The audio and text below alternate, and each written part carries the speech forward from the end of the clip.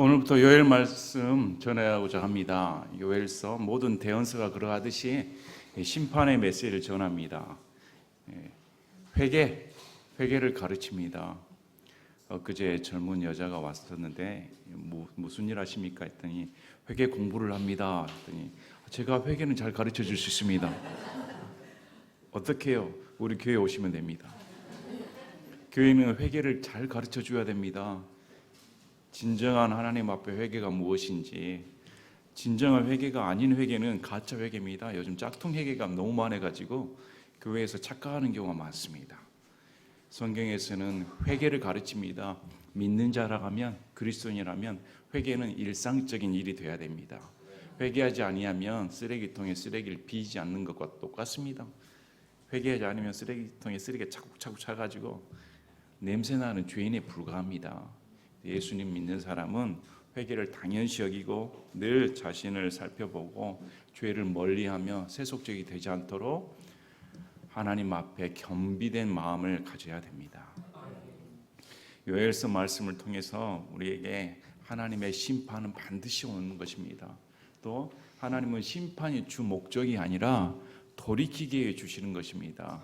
심판과 동시에 회개하고 돌이키면 내가 살려준다. 이게 주 목적입니다. 그래서 요엘서는 크게 2장 17절까지 또 전반부에는 하나님의 심판의 메시지가 들어가고 2장 18절부터 후반까지는 하나님께서 회복시키신다. 소망의 말씀을 주십니다. 크게 두 단락으로 이어지는데 우리 요엘서 2장 12, 13, 14절을 보면 주께서 이르시되 그러므로 너희는 이제 또한 금식하고 슬피 울며 애곡하면서 너희 마음을 다하여 내게 돌아오라. 회개가 무엇인가 가르쳐 줍니다. 금식하고 슬피 울며 애곡하고 마음을 다하여 하나님께 돌이킨다. 그러면 너희 옷을 찢지 말고 너희 마음을 찢으며 주 너희 하나님께로 돌아설지어다. 그분은 은혜로우시고 긍휼이 많으시며 분노하길 더디하시고 큰 친절을 베푸사 그 해악에 대해 뜻을 돌이키시나니 그분께서 돌아오사 뜻을 돌이키시며 복 곧 주 너희 하나님께 드릴 음식 물과 음료 물을 자신의 뒤에 남겨두실지 누가 아느냐. 하나님께서 회개하면 우리가 회개하면 하나님께서 뜻을 돌이키사 다시 회복시켜 주신다. 소망을 주신다. 그래서 심판에는 항상 소망의 메시지가 포함되어 있습니다. 그 조건은 반드시 회개해야 된다. 회개할 때 회개한 민족, 개인, 나라 하나님께서 용서해 주신다는 그런 메시지를 담고 있습니다. 또 요엘서는 이스라엘에 국한된 메시지가 아니라 이스라엘 넘어 전 세계적인 지구 가운데 하나님께서 주의 날로 불리우는 심판의 날, 재앙의 날이 다가온다는 것을 가르쳐 주며 이 재앙의 날이 다가온 것을 우리가 똑바로 알고 하나님 앞에 두려워하며 경외하며 세상 가운데 타협하지 않고 살아야 되는 것을 가르쳐주는 말씀이기도 합니다. 요엘은 누구일까요? 성경에서는 요엘이 누구인지 그냥 부두의 아들 요엘이다 이렇게만 명시를 합니다. 그래서 요엘 대언서 말씀은 메신저에게 초점을 두질 않습니다. 그가 누구인지 어떤 배경을 가졌는지 직업이 무엇인지 전혀 성경에서 언급을 하지 않습니다. 그가 전한 메시지 하나님의 대언의 말씀만 집중하라는 의미이기도 합니다. 그러면 요엘은 언제 이 대언서 말씀을 썼을까요? 학자들 간에 의견이 분분합니다. 포로기 전이다, 포로기 이후이다, 주전 500년 이전이다, 이후이다 여러 견해가 있는데 우리 킹제임스 성경의 성경 보면 기록자는 요엘이고 기록 시기는 주전 810년경이며 수신자는 남왕국 유다 백성이다. 또 요엘이라는 이름의 뜻은 여호와는 나의 하나님이시다 이렇게 기록되어 있습니다. 몇 가지 단서가 있는데 요엘서 3장 2절과 12절을 보면 여호사밧 골짜기라는 말이 나옵니다. 그래서 여호사밧 왕 이후에 기록된 말씀이다 이렇게 다 주장합니다. 또 요엘서 3장 4절을 보면 참으로 그러하였도다. 오 두로와 시돈과 팔레스타인의 모든 지역들아 너희가 나와 무슨 상관이 있느냐. 너희가 나에게 보복하려 하느냐. 너희가 나에게 보복한다면 내가 너희의 보복하는 것을 빠르고 급하게 너희 머리로 되돌리리로다. 그러니까 두로, 시돈, 팔레스타인이 이스라엘을 침범했다는 것을 알 수가 있습니다. 어디서 알 수가 있냐면 역대하 21장 5절 6절을 보면 이스라엘의 3대 선왕으로 불리우는 여호사밧이 있습니다. 그런데 여호사밧의 아들 여호람은 악을 행하던 자였습니다. 그래서 역대하 21장 5절 보면 여호람은 통치하기 시작할 때 32세였으며 그는 예루살렘에서 8년 동안 통치하였더라. 그가 아합의 집이 행한 것 같이 이스라엘 왕들의 길로 걸었으니 이는 그가 아합의 딸을 아내로 맞이하기 때문이라. 이 아합의 딸이 악한 여자입니다. 아달랴입니다. 그가 주께서 보시기에 악한 것을 행하였습니다. 그래서 역대하 21장 16, 17절을 보면 여호람 시대에 블레셋 사람들의 영과 에디오피아 사람들 근처에는 아라비아 사람들의 영을 주께서 움직이셔서 그들이 유다로 올라와 그곳을 침범하고 왕의 집에서 찾은 모든 재물과 그의 아들들과 아내들도 데려갔으므로 그의 아들들 중에서 가장 어린 여호아스 외에는 한 아들도 결코 그에게 남지 아니하였더라. 이 팔레스타인이 유다를 침범하여 왕의 아들들을 잡아가는, 또 그들을 팔아버리는 그런 비극의 역사가 기록되어 있습니다. 그래서 아마 이 시기가 여호람 때일 것이다 이렇게 예측을 합니다. 주전 810년경. 이 여호람의 아들 아하시아, 이 아하시아가 통치를 하는데 이 아하시아가 애후에 죽임을 당합니다. 그래서 이 여호람의 아내였던 이 아달랴가 여호람의 아들들의 씨를 말려버립니다. 그리고 여잔데 자기가 통치를 하죠. 이때 제사장 여호야다가 여호아스를 보호해 줍니다. 그래서 제사장 여호야다가 자기 힘을 키워 결국 반란을 일으켜 아달랴를 쳐내고 여호아스를 왕으로 삼는데 이 여호아스가 처음에는 잘했습니다. 제사장 여호야다가 살았을 때는 종교 개혁을 하고 잘했는데 여호야다가 죽고 난 후로 우상 숭배에 빠졌을 때 여호야다 아들 스가랴가 하나님의 영에 감동되어 회개하라 심판의 메시지를 전하는데 그게 듣기 싫어서 이 여호아스 왕이 배은망덕하게 스가랴를 죽여버리는 사건이 납니다. 그리고 이제 다시 쇠퇴하는 그런 암울한 시대를 배경으로 지금 이 요엘 대언서가 말씀이 기록되어 있을 것이다 이렇게 주장하는 의견이 가장 설득력이 있습니다. 이런 시대에 지금 요엘이 말씀을 전하는데 여기 나오는 재앙이 메뚜기 재앙입니다. 그래서 이 메뚜기 재앙을 통해 하나님께서 심판하시는데 이 요엘서 말씀 보면 여러분 개역성경에 보면 여호와의 날로 기록되어 있습니다. 우리 킹제임스 성경의 성경에는 주의 날. 그러면 주의 날은 어떤 날일까요? 심판의 날입니다. 주의 날은 명백히 심판의 날입니다. 물론 예수님 믿는 사람은 주의 날로 말하지는 않습니다. 무슨 날입니까? 그리스도의 날 말합니다.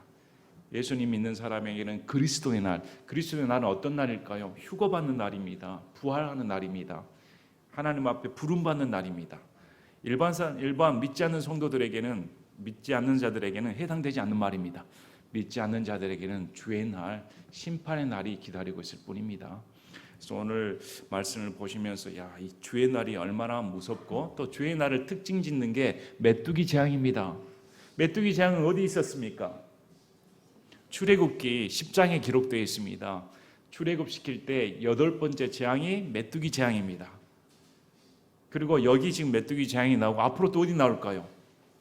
요한계시록 9장에 7년 환란 때 이 지옥 구덩이에서, 바닥 없는 구덩이에서 메뚜기가 올라와 인간들을 해치는 그런 사건이 기록되어 있습니다. 이 세 가지 공통적인 사건이 결국 심판입니다.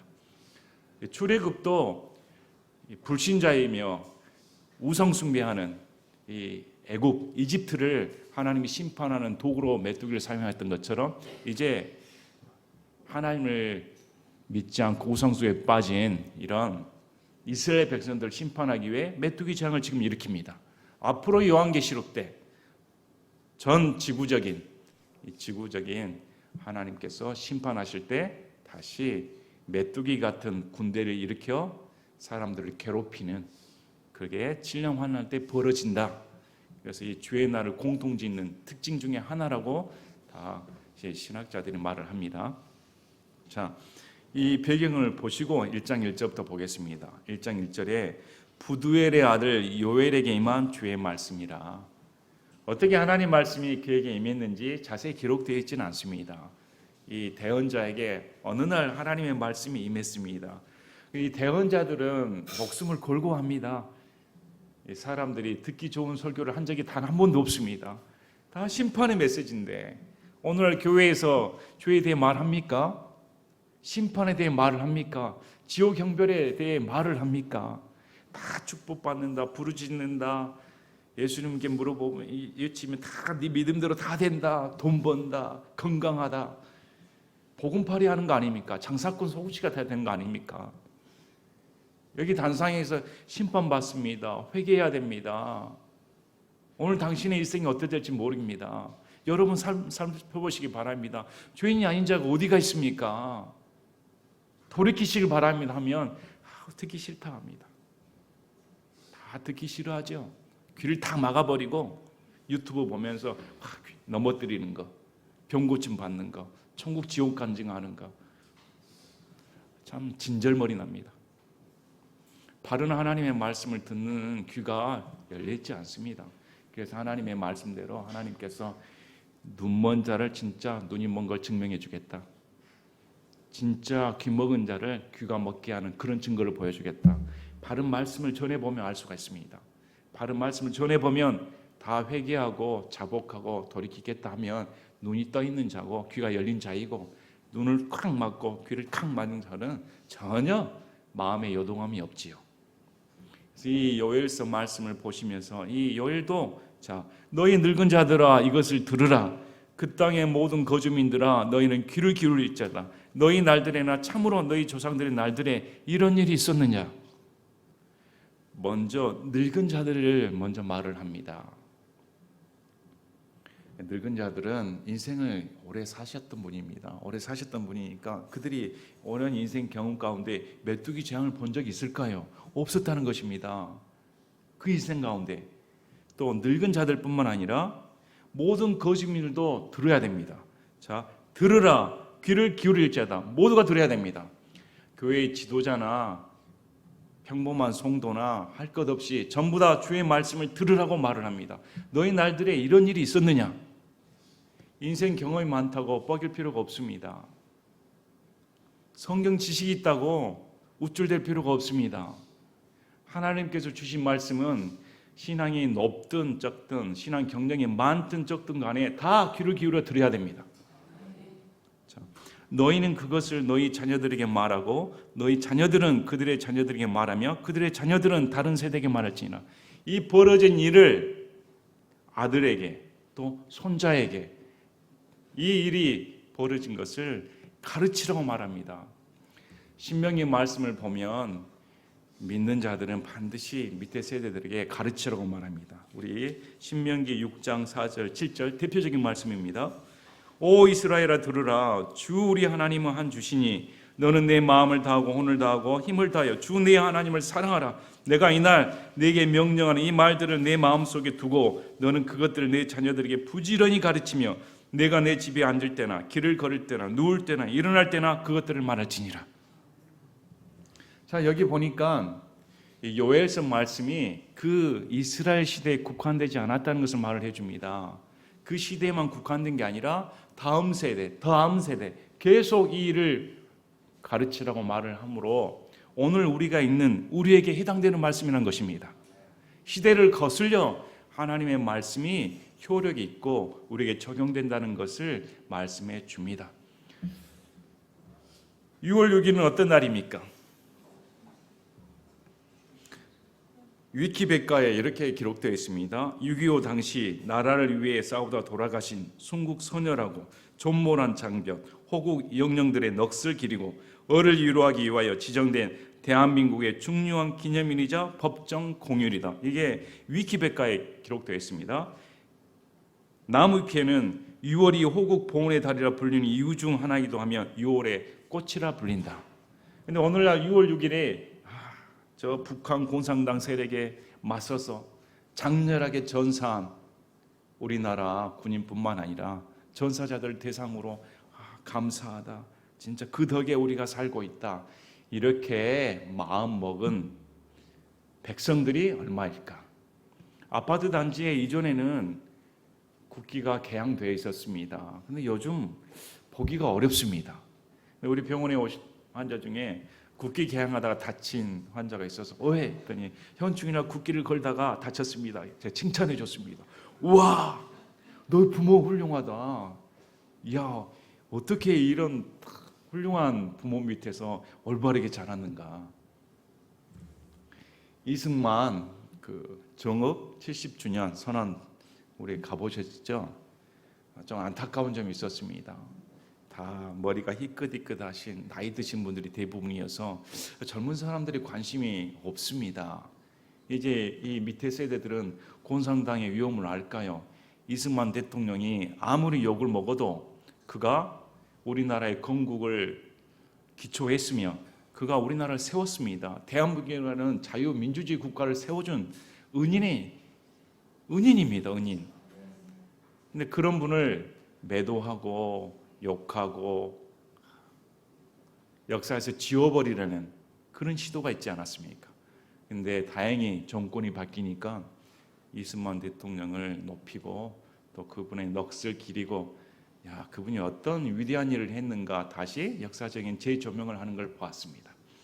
또 대통령 6월 6일 기념사에도 공산 전체주의 국가에 맞서서 싸운 우리 전사자들의 그 감사하는 마음, 참 오랜만에 듣는 훌륭한 메시지다 생각을 합니다. 그런데 요즘 아이들이 그런 교육을 제대로 받을까?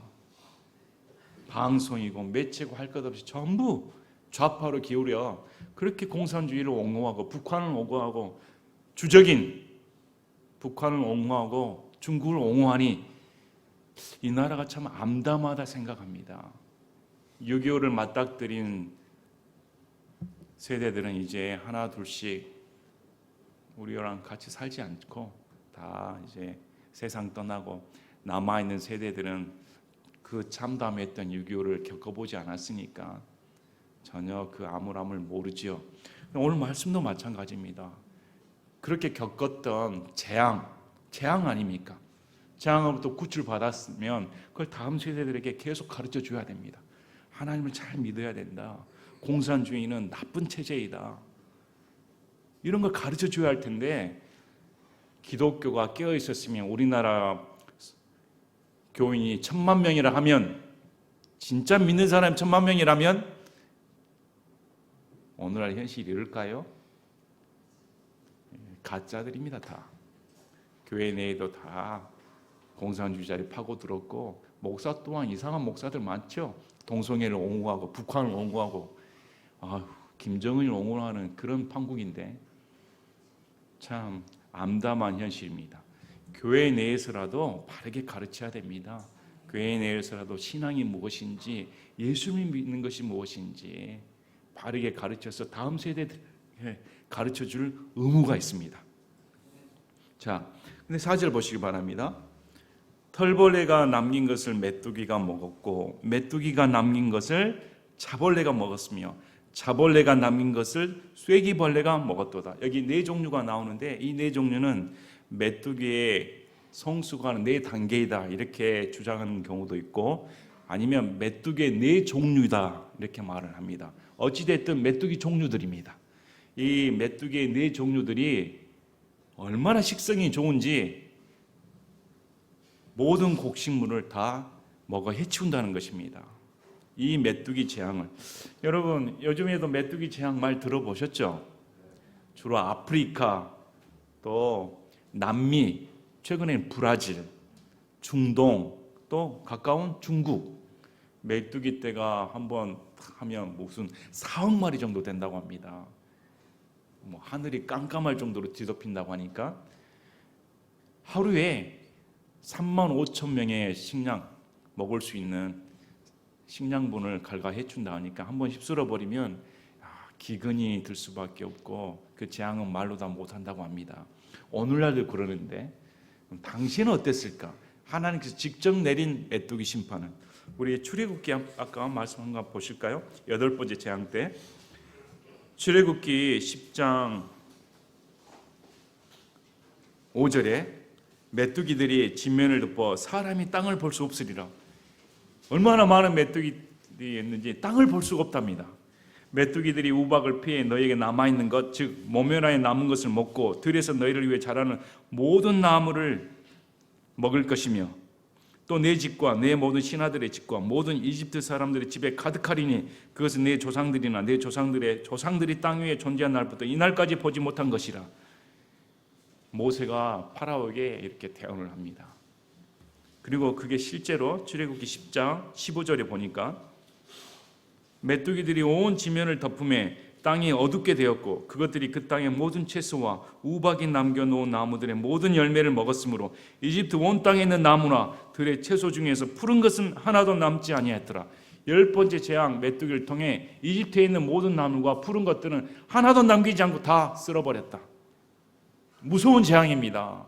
이 재앙이 이스라엘의 어느 시대에 실제로 벌어졌다고 성경 기록을 합니다. 그래서 5절 보시길 바랍니다. 술주정뱅이들아 너희는 깨울지어다. 포도즙을 마시는 모든 자들아 새 포도즙이 너희 입에서 끊어졌으니 너희는 새 포도즙에 인해 울부짖을지어다. 술주정뱅이들아 세상에 취한 자들아 언제까지 그렇게 취해 살래? 메뚜기 재앙이 와버리면 그렇게 너희의 기쁨 희락은 다 없어져 버린다. 포도즙을 마시며 기쁨을 누리고 있지. 그러나 포도나무를 다 메뚜기가 갉아먹어버리기 때문에 더 이상 소산을 못 내. 새 포도즙이 끊어져 버려. 이런 일을 당했을 때 깨어 울지어다 울부짖을지어다 이렇게 성경 기록을 합니다. 우리의 인생의 날이 길면 얼마나 가겠습니까? 잘 살면 얼마나 잘 살겠습니까? 풍요로우면 얼마나 풍요롭겠습니까? 세상에 취하면 정신을 못 차립니다. 술주정뱅이들 보셨습니까? 미친 사람하고 술주정뱅이들은 말을 걸 필요가 없습니다. 말이 안 통하니까. 알아먹지도 못하죠. 자기 소리 이상한 말을 하면 제정신이 아닌데. 세상에 취한 자들도 마찬가지입니다.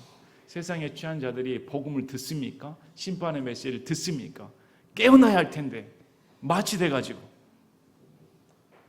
새 포도주를 마신 자들은 야 세상이 좋아 세상이 주는 쾌락 이렇게 좋은데 언제나 나는 즐길 수 있어. 하나님께서는 그런 기쁨과 즐거움을 뺏어가 버립니다. 너희가 누리는 기쁨과 즐거움은 너희 죄의 대가이므로 하나님이 심판하시고 뺏어버리겠다. 그럼 너희 어떡할래? 슬프게 울부짖으라고 말합니다. 깨어서 부르짖으라고 말합니다. 장래 메뚜기 재앙이 펼쳐질 텐데 주의 날이 올 텐데 오늘 우리에게 주신 말씀이기도 합니다. 세상과 신앙 가운데 오락가락 중간다리 걸치면서 이런 사람들은 심판받습니다. 반드시 깨어서 하나님 앞에 울부짖어야 됩니다. 고통의 골짜기를 지나야 기쁨이 옵니다. 구원도 마찬가지입니다. 회개라는 고통의 골짜기를 지나야 기쁨이라는 구원의 열매를 맺습니다. 회개에는 고통이 수반됩니다. 슬픔이 수반됩니다. 애곡함이 수반됩니다. 이게 없는 회개는 가짜입니다. 자기 죄와 딱 맞닥뜨려 내가 심판당하는데 내가 세상에 취했는데 하나님을 멀리하고 죄 가운데 있었는데 깨어서 성경 뭐라고 말합니까? 울지어다. 울부짖을지어다. 울부짖는 말은 내가 슬프단 말입니다. 고통스럽단 말입니다. 아프다는 말입니다. 그런데 죄에 대해 이런 통렬함이 없이 얼싸덜싸 날마다 구원 얘기만 하는 것은 가짜입니다. 진짜 현실을 당면하고 진짜 내 신분을 자각하고 나의 상태를 안다 하면 와 슬프구나. 와 내가 심판받게 되었구나. 주님 앞에 울부짖어야 됩니다. 한 번도 예수님 앞에 슬픔이며 울부짖지 않는 사람은 불행한 사람입니다. 정말 당신이 구원받았는지 체크해 보시길 바랍니다. 성경 어떻게 말합니까? 울부짖어라, 깨어라, 애곡해라, 슬퍼해라 이렇게 명령합니다. 그래서 우리가 참 마음을 찢고 그렇습니다. 내가 세상 가운데 취했습니다. 그렇습니다. 내가 술주정뱅이나 다름없습니다. 세상 새 포도즙이 좋아서 그렇게 즐겨하던 자였습니다. 이제 하나님께서 앗아가 버리니 이건 다 덧없는 신기루일 뿐이었습니다. 잡을 수 없는 구름 같았습니다. 슬퍼해야 됩니다. 자, 한 민족이 내 땅에 올라왔는데 그들은 강하고 수없이 많으며 그들의 이는 사자 이빨 같고 그는 큰 사자의 어금니를 가졌도다. 메뚜기에 대해 묘사합니다. 메뚜기 떼들이 올라왔는데 와, 수가 얼마나 많은지요. 또 이빨이 사자 이빨 같다. 인정사정 없습니다. 사자 이빨에 무슨 인정이 있습니까? 식성이 얼마나 좋은지 또 힘이 얼마나 좋은지 큰 사자의 어금니를 가졌다. 놓지 않는다는 것입니다.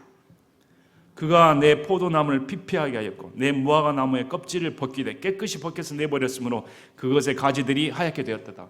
이스라엘의 풍요를 상징하는 것이 포도나무와 무화과 나무입니다. 그런데 이스라엘 풍요를 상징하는 이 두 나무를 다 없애버렸다. 이 메뚜기 떼들이. 그럼 어떻게 해야 됩니까? 8절에 어릴 때에 종혼한 남편으로 인해 굵은 배를 두는 처녀같이 애곡해라. 여기는 더 자세히 묘사합니다. 그 슬픔의 정도가 이스라엘에는 종혼하면 바로 결혼한 사이입니다. 약혼하면 이미 부부 사이입니다. 잠자리를 같이 안 해도. 이 말은 무슨 말입니까? 어렸을 때 너랑 나랑 그래 결혼하자. 커서 결혼하자. 종혼한 사이입니다. 근데 커서 결혼식 해보지도 못하고 남자가 죽어버렸습니다. 그래서 여자는 어떨까요? 살림 차리지도 못하고 남자가 죽어버렸으니 그 슬픔으로 애곡하라는 것입니다. 슬픔의 정도를 표현하고 있습니다. 음식 헌물과 음료 헌물이 주의 집에서 끊어졌으므로 제사장들과 곧 주를 섬기는 자들이 애곡하는도다. 포도나무가 있어야 음식 헌물과 음료 헌물을 드릴 거 아닙니까? 근데 곡식이 다 말라버렸는데 성전에 어떻게 헌물을 드릴 수가 있는가? 이 일로 인해 제사장들과 주를 섬기는 자들은 슬퍼해라. 오늘날로 말하면 목사가 슬퍼하라는 말입니다. 물론 목사는 제사장이 아닙니다. 그러나 사람들이 다 세상에 취해가지고 예배를 드리러 오지도 않고 헌금도 하지 않고 교회가 부흥되지도 않고 좌파가 좋다 하고 동성애가 좋다 하고 낙태를 찬성하는 그런 모습을 봤을 때 애곡해라, 슬퍼해라, 이렇게 성경은 말을 합니다. 밭이 소멸되어 땅에 애곡하나니 이는 곡식이 소멸되고 새 포도즙이 말랐으며 기름이 떨어지기 때문이라. 땅도 애곡한다고 말합니다. 인간의 죄 때문에, 이스라엘의 죄 때문에 이스라엘 땅이 신음하는 것처럼 인간의 죄 때문에 온 우주 만물이 신음한다고 성경 기록되어 있습니다. 로마서 8장 19절부터 22절까지.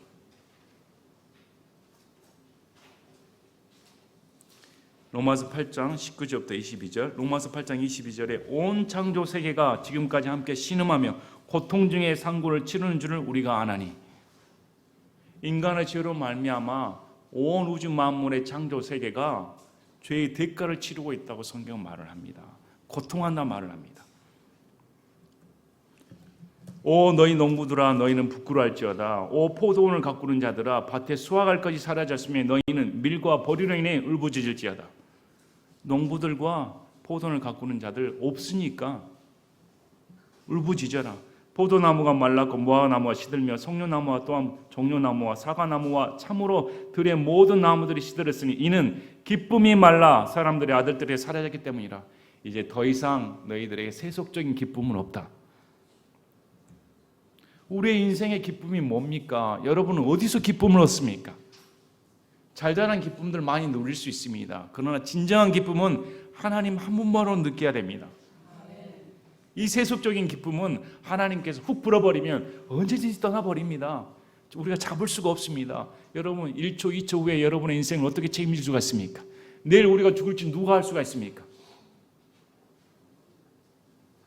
순식간입니다. 제사장들아 너희는 띠를 동여매고 애곡할지어다. 제단을 섬기는 자들아 너희는 울부짖을지어다. 내 하나님을 섬기는 자들아 너희가 음식 허물과 음료 허물을 너희 하나님의 집에서 드리지 못하게 되었으니 너희는 와서 굵은 배 옷을 입고 밤새도록 누울지어다. 제사장들아, 제단을 섬기는 자들아, 내 하나님을 섬기는 자들아, 전부 다 애곡하고 울부짖어라. 교회의 지도자들아, 울부짖어라. 하나님의 심판이 다가왔으니까. 그래서 예수님 믿는 사람은 세상에 대해 하나님의 심판이 임박했다는 것을 아는 사람이 예수님 믿는 사람입니다. 세상의 심판이 임박해서 이렇게 되면 망하는데, 이렇게 되면 교회가 무너지는데, 이렇게 되면 하나님의 심판이 임하는데 가슴을 동여매는 사람이 예수님 믿는 사람입니다. 특히 믿음이 깊고 또 자기가 교회의 지도자라고 자처하는 사람이라면 먼저 앞장서서 회개하는 사람이 교회의 지도자입니다. 그래서 오늘날 교회의 역사를 보고도 슬퍼하지 않는다. 오늘날 교회의 흐름을 보고도 슬퍼하지 않는다. 우리 종환 형님 대표 기도한 거 들으셨죠? 은사주의에 빠져가지고 그런 사람들 속히 버리고 하나님 말씀을 들었으면 좋겠다. 그러나 듣나요? 하나님 말씀을 들으면 그렇게 행동할까? 그게 좋으니까. 하나님 말씀 그렇게 말씀하지 않는데 하나님 말씀에 귀를 기울이지 않습니다.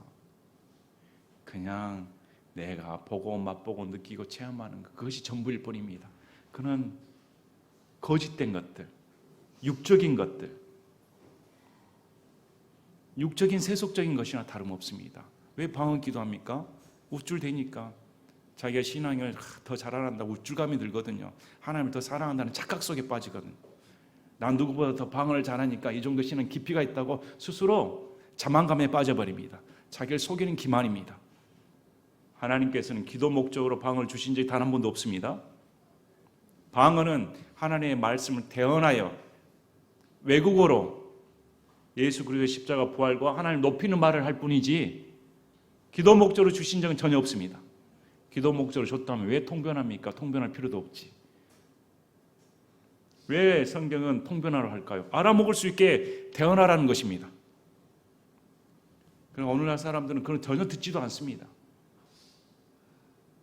참 불행한 시대이고 하나님의 심판 때에 다 드러날 것입니다. 그걸 가르치는 사람도 자신이 속았고 가르침을 받는 사람은 그것이 좋아서 따라갑니다. 그래서 성경에서는 둘 다 망한다. 우리의 절대적인 진리는 하나님의 말씀뿐입니다. 하나님 말씀에 서 있어야 됩니다. 자, 그래서 이런 일이 벌어지면 슬퍼해야 된다. 너희는 금식하는 일을 거룩히 구별하고 엄숙한 집회를 소집하여 그 땅의 장로들과 모든 거주민들을 주 너희 하나님의 집으로 모아 주께 부르짖지어다. 제사장이라면 하나님을 섬기는 자라면 이제 백성들에게 심판의 날이 다가왔으니까 다 소집해서 우리가 굵은 배를 동여매고 하나님 앞에 회개하자. 이런 집회를 열라는 것입니다. 우리 교회도 한번 집회를 열어야 되는데 우리 교회도 전부 다 마음을 다잡아서 주여 제가 잘못 살았습니다. 제가 예수님 믿는 사람으로서 이렇게 살 수가 있습니까? 주여 내가 너무 세속적이었습니다.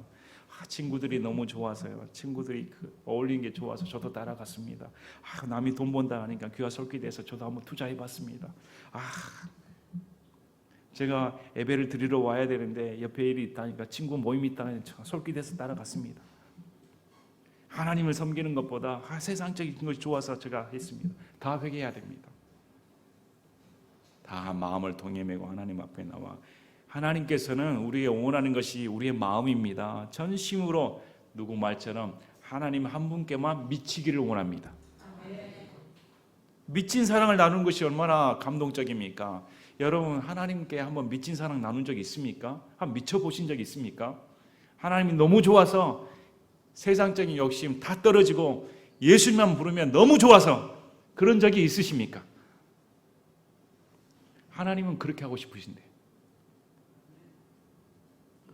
그날로 인해 슬프도다. 주의 날이 가까이 왔으며 그날이 전능자에게서 나온 멸망같이 오리라. 여기 보시면 그날로 인해 슬프도다. 메뚜기 재앙의 날이 주의 날이라고 동일시하고 있습니다. 그래서 이 재앙의 날이 오니까 슬프다. 먹을 것이 우리 눈앞에서 끊어지지 아니하였느냐? 참으로 기쁨과 즐거움이 우리 하나님의 집에서 끊어지지 아니하였느냐? 항상 심판은 하나님의 집에서 먼저 벌어집니다. 항상 심판은 교회에서 먼저 벌어집니다. 항상 심판은 믿는 자에게 먼저 벌어집니다. 씨가 자기 흙덩어리 밑에서 썩었고 곡식이 시들었으므로 창고들이 황폐하게 되었으며 곡간들이 무너졌도다. 대언자의 마음은 어땠을까요? 대언자 이스라엘 사람입니다. 신앙생활 같이 하던 사람입니다. 근데 하나님 말씀을 받았는데 하나님께서 이 민족을 멸해버리겠다. 이 메시지를 받았을 때 이 대언자의 마음의 고통은 어땠을까요? 그걸 보고 즐거워했을까요? 잘됐다 했을까요? 아닙니다. 슬프다 이렇게 말을 합니다. 짐승들이 어찌 그리 신음하는가? 가축대가 어찌할 바를 모르니 이는 그것들에게 초장이었기 때문이라. 참으로 양떼가 황폐하게 되었도다. 짐승들도 고통을 받습니다. 먹을 것이 없으니까. 오 주여, 불이 광야의 초장들을 삼키고 불꽃이 들의 모든 나무들을 태웠으므로 내가 주께 부르짖으리라. 대언자가 내가 주께 부르짖습니다. 심판의 날이 다가왔으니 하나님께 부르짖습니다. 이렇게 말을 합니다. 오늘날 믿는 자라 하면 우리 코앞에 주의 심판의 날이 다가왔음을 모를 수가 없습니다. 이런 심판의 날이 다가왔을 때 어떻게 해야 될까요? 이 요엘서 대언자 말씀처럼 슬픕니다. 슬퍼서 주께 부르짖습니다. 죄 때문에, 죄악된 백성을 보는 고통 때문에 하나님께서 심판하실 수밖에 없다. 어찌된 그 사정 때문에 무엇을 위해 부르짖고 있는가? 한 번도 대언자들은 자기를 위해, 자기 집안을 위해, 세상적인 것을 위해 기도한 적이 없습니다. 어디 거기에 나옵니까? 다 심판의 말씀, 그 엄중함 때문에, 그 부담 때문에 자기 자신부터가 무너져 내립니다. 하나님의 말씀을 사랑하는 자들은 그렇게 됩니다.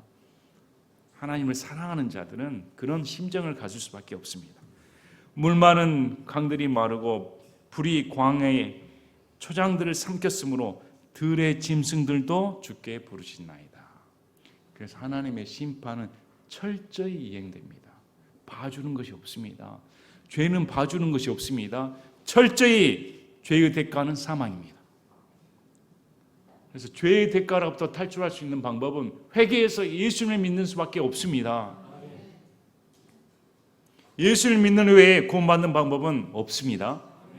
구원받기 위해서는 자신의 죄를 토로하고 슬퍼하며 애곡하며 하나님 앞에 나와 삶을 돌이켜 하나님을 위한 삶으로 바뀌어야 구원받은 사람입니다.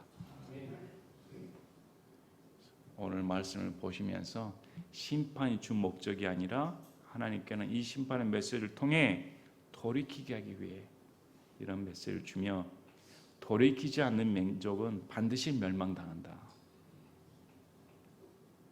지금 우리가 살아있는 동안, 우리 숨이 붙어있는 동안 하나님은 우리에게 기회를 주셨습니다.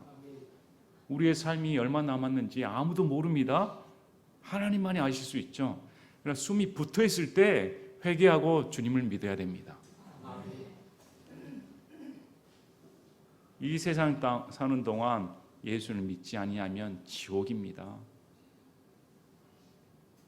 얼마나 참담한 현실이 그 눈앞에 펼쳐질까요?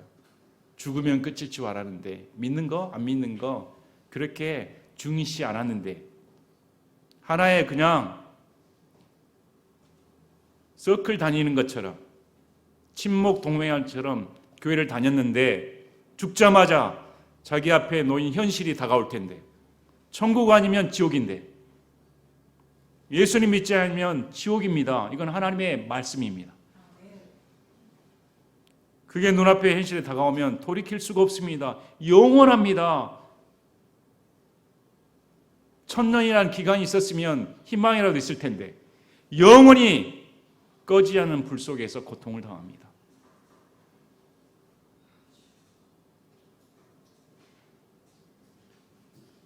그래서 심판의 메시지를 들었을 때 하나님 제가 잘못했습니다. 또 우리가 구원받은 사람이라면 이 대언자의 말씀을 듣고 요엘 대언자의 마음을 가지고 우리나라의 교회의 현실, 믿는 자들의 현실, 또 앞으로 이 세상 가운데 돌아가는 세상 풍조를 보시길 바랍니다. 다 하나님을 대적하고 있고 더 거세면 거세지 돌이키질 않습니다. 그래서 하나님의 심판은 바로 점차 우리 앞에 다가오고 있습니다. 이런 모습들을 볼 때 우리가 할 건 믿는 자로서 슬퍼하고 하나님 저들을 불쌍히 여겨주시길 바랍니다. 이런 참 애타는 마음을 갖는 것이 당연한 믿는 자로서의 도리입니다. 앞으로 요엘서 말씀을 통해 하나님의 심판의 엄중함과 또 회개를 했을 때 하나님께서 우리를 회복시키는 그런 소망의 말씀을 들음으로 우리의 신앙을 점검해보고 더 예수 그리스도를 높이며 예수님만을 사랑하는 여러분이 되시기를 진심으로 바랍니다. 제가 기도하고 마치겠습니다.